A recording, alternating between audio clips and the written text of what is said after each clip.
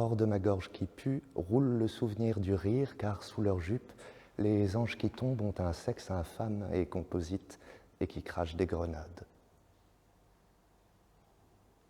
Ma première rencontre avec la balsamine, c'était en même temps une rencontre avec le travail de Martine Weckart, puisque c'était en 2014, et je suis venu voir son spectacle Trilogie de l'enfer.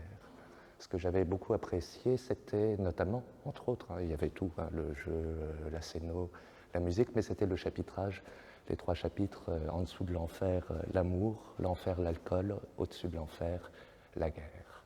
Oui, et l'un des souvenirs les plus marquants que j'ai, enfin une anecdote avec la balsamine, c'est pas ce bâtiment tout à fait, mais c'est à côté, c'est Place d'Ailly.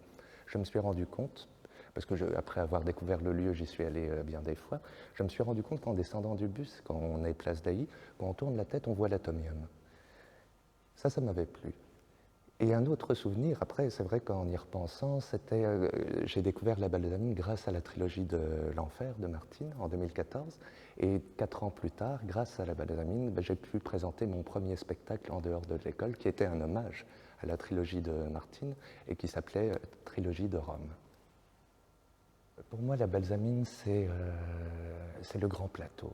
C'est ce grand plateau, l'amphithéâtre, et Martine m'avait dit que c'était autrefois la salle des stratégies. Alors pour moi, la balsamine, c'est quelque part le grand plateau des stratégies qui sont à l'œuvre.